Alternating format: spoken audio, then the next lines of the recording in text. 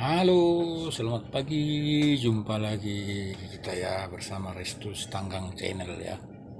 Kemarin saya udah kasih tahu pengalaman saya tentang ciri-ciri gagal ginjal itu. Sekarang pagi ini yang kita bahas itu soal makanan pasien cuci darah. Jadi ini menurut pengalaman saya kan, bukan bukan ilmu, ini pengalaman yang saya jalanin lah. Soal makanan ini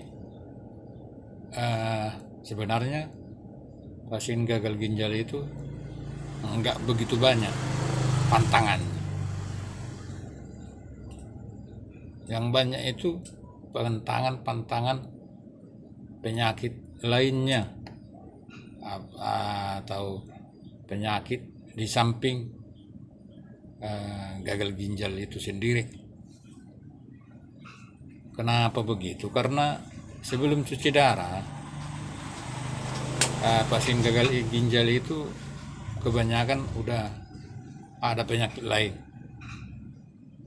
Contohnya itu paru-paru, lambung,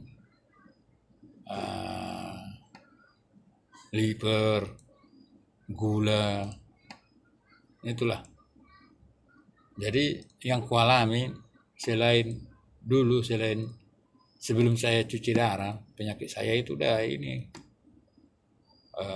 ada lambung, ada paru-paru, ada pembengkakan jantung. Jadi sebenarnya pantangannya itu yang lebih banyak, penyakit lain itu, penyakit sampingannya itu. Kalau cuman kita gagal ginjal aja yang sakit, atau yang soak, ya kan, itu nggak begitu banyak pantangannya itu.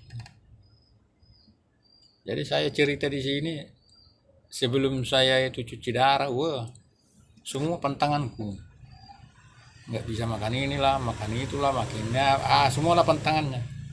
Setelah saya cuci darah, dah bebas makan memang. Termasuk bebas lah, cuman saya batasin. Termasuk yang saya batasin itu buah sama minum, buah-buahan lah, sama minuman. Karena saya dulu ada ada paru-paru ya, jadi saya nggak merokok lagi.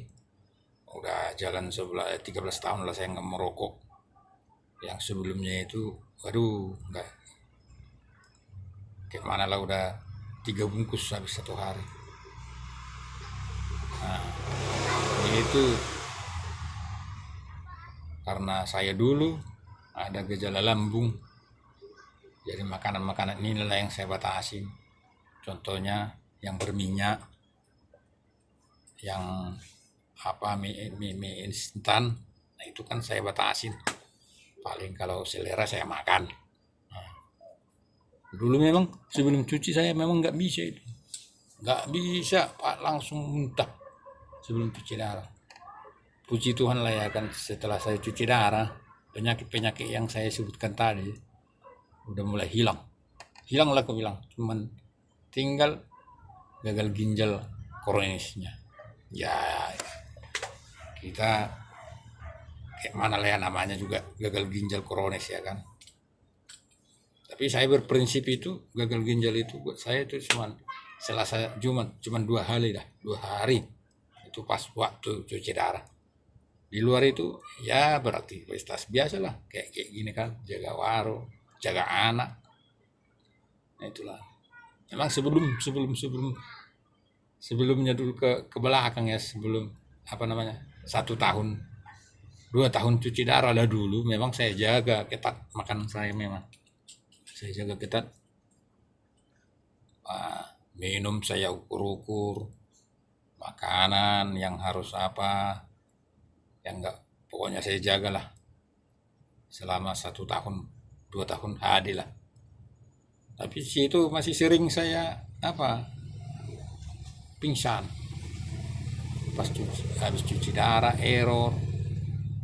Sebelum cuci darah udah apa eh, capek gitulah.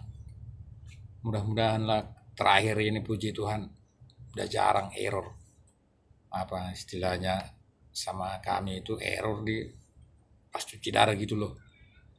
Kadang tensi drop, kadang tensi tinggi, udah jarang lah, udah bisa pulang sendiri.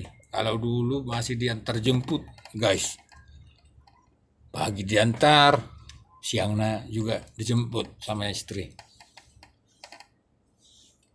Jadi itu soal makanan ya, menurut pengalaman saya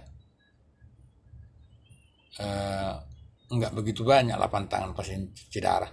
Kalau cuman gagal ginjalnya aja, yang saya jaga itu pantangan-pantangan penyakit sampingnya yang saya sebutkan tadi, seperti lambung, paru-paru, liver, pembengkakan jantung.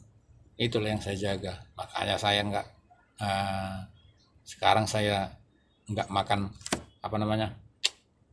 durian, durian tarutung istilahnya apa. Durian, tape yang bersoda, minuman yang bersoda, tuak nggak saya minum lagi. Pokoknya yang bersoda lah udah saya pantangkan itu, karena lambung saya, bukan karena gagal ginjal itu. Karena lambung, merokok juga enggak, karena paru itu. Jadi gitulah pengalaman saya, pantangannya. Soal minuman sekarang enggak saya hitung-hitung lagi lah, udah haus minum.